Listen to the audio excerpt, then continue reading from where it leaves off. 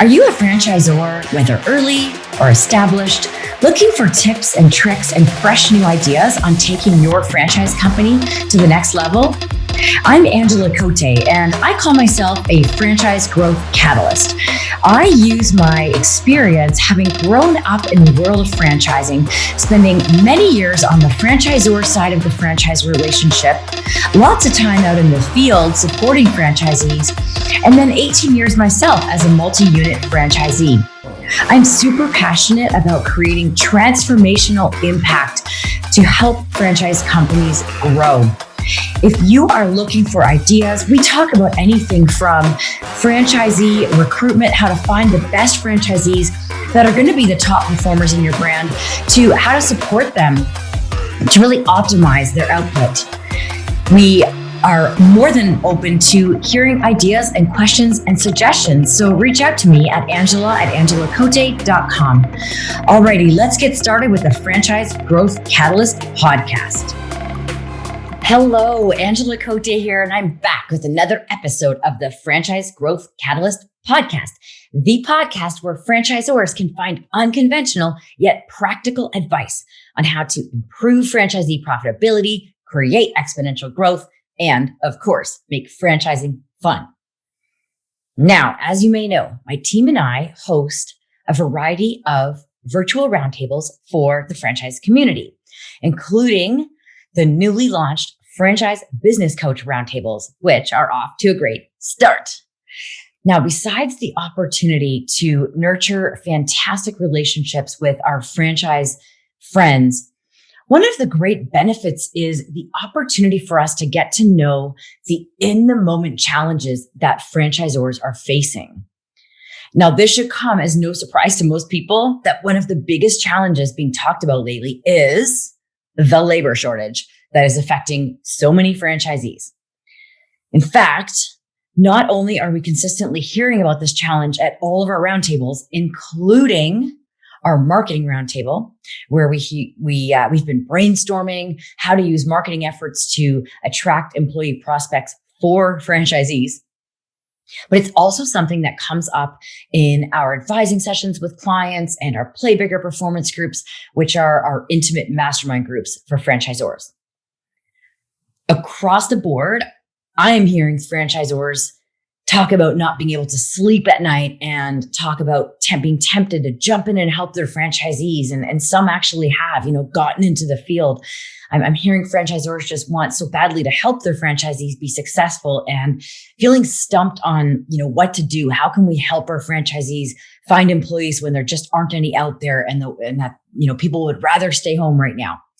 So I thought I'd take this opportunity to share some insights that I have about how you can help your franchisees through this latest crisis. Before I do, just a reminder, if you don't know this, I was a franchisee myself for 18 years. And so I've lived and breathed some of these labor shortage challenges over the years, and I can feel their pain. So this is something that is quite near and dear to my heart. And having the opportunity now over the past, 6 years to be able to work with a variety of tons of different brands and industries, I can tell you that overall, the two main problems that I see franchisees and small business owners face are, number one, getting and retaining employees, and basically getting and retaining customers or sales. So this is not a new problem. It's just intense right now. And it's a good thing to have some tools, in our toolkit so that we can help them when this happens again. And right now, of course. So quick legal disclaimer. I do want to acknowledge that you really need to take into consideration the joint employer threat. If you're not aware of what I'm talking about here, you should definitely go look it up and talk to your franchise attorney to understand, what the boundaries are in terms of working with your franchisees to help them with anything related to employees. You've got to decide how you're going to weigh that risk out that you're willing to take if you do get involved in helping your franchisees. I've seen a real spectrum of franchisors some that won't even say the word employee around their franchisees, and then some who are willing to do whatever it takes to keep their franchisees afloat. So at the end of the day, it's up to you how you want to handle this. But if you're at all in doubt, make sure you talk to your franchise attorney and get some legal counsel. All right. So if you've been following me on social media, you might have seen that I recently had the opportunity to deliver a closing keynote for the Canadian Franchise Association addressing female leadership during uncertain times. In all honesty, it really applies to women and men that are leading during uncertain times. And so I thought I would share a couple of the key points that I made during that keynote, because I really think it's important as leaders, we remember to take a breath at these tough times and ensure that we aren't being overly reactive, but rather solutions oriented, in these times of crisis. The first thing I think franchisors need to realize is that this is an opportunity to show your franchisees that you are their partner. It's an opportunity to collaborate with them and brainstorm and explore potential solutions. I look at leaders all the time and I study and try to learn what makes a successful leader. And one thing I know for sure is that successful leaders recognize that it's okay to show vulnerability and authenticity. And what I mean by this is that it's okay to admit that you don't know the answers, as long as, you are going to partner with them to figure out some possible solutions. But it is okay, to say, let's work together. So that's one of my first points I want to really drive home, is that letting them know you don't have the answers, but that we're going to work together is one way to help them right now through this crisis. Another thing to do is to make sure that you're showing empathy. Validate their concerns and their challenges, rather than just kind of trying to tell them what to do and stay strong in front of them. Validate their concerns and say things like, yeah, this must be really hard. When you say that kind of thing to people, often just them hearing you say that makes them feel better. They feel less alone and they feel like you actually care.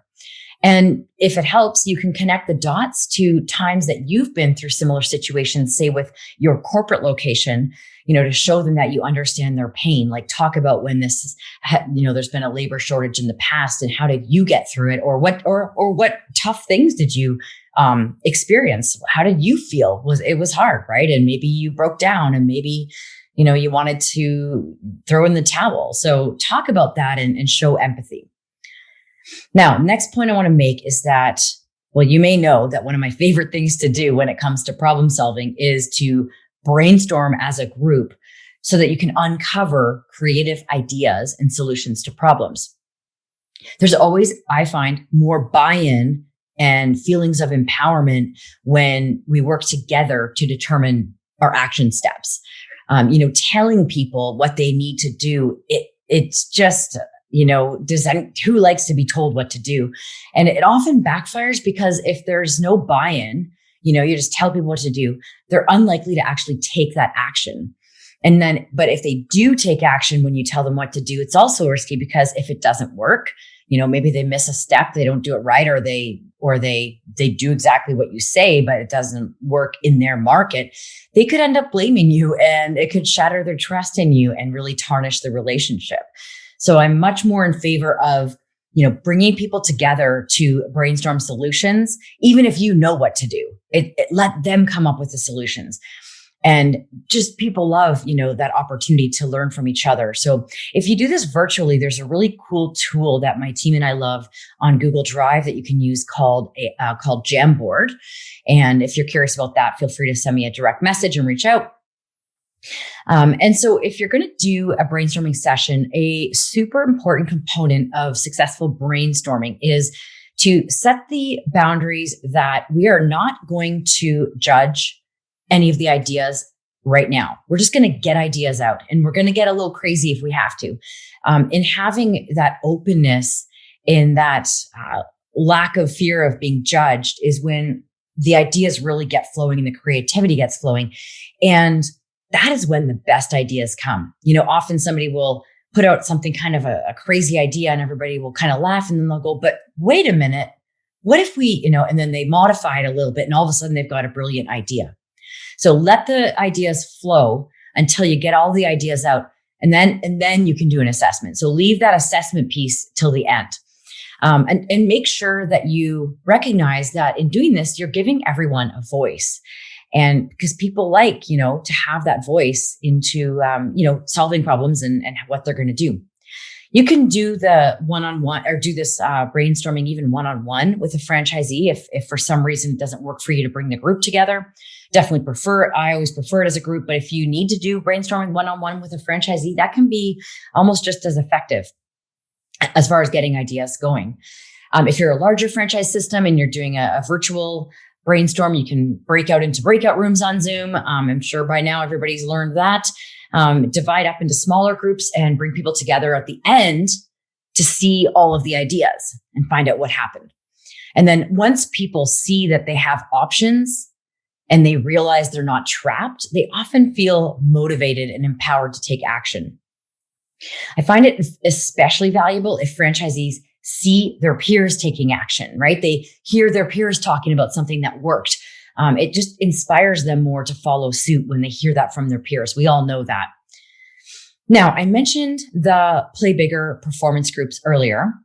So I just wanted to share, these are small, intimate cohorts of franchisors that are in similar shoes. And we use a mastermind format to solve problems together and figure out how to grow. And we've got an amazing emerging franchisor group that we had a session just this week. And I just want to share a gem that we got from one of our awesome clients, Bonnie Pack of Finally Home Services. And she is a very early stage franchisor.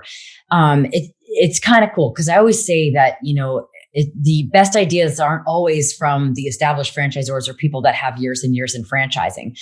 This is a very practical, boots on the ground tip that came up when we were talking in our group about this challenge of, how do you help your franchisees with figuring out how to find employees. So she shared that one of their best sources for employees has been what she calls the mom pool. And what they have found is that moms are very hardworking when the employer is willing to be flexible, allow them to be flexible so they can run their kids around and take them to appointments.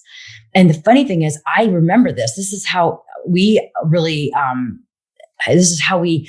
built up retention for our employees at our stores when I was a franchisee, is that we did our best to offer flexibility. And you really start to realize it's not, the motivation is not always the money. It's often the growth opportunity or the flexibility I mentioned or the lifestyle that the job allows. So that's a kind of a side bonus tip for you not to forget that, it's not always about the money. So, so keep in mind that moms are a good source of employees for a lot of small businesses.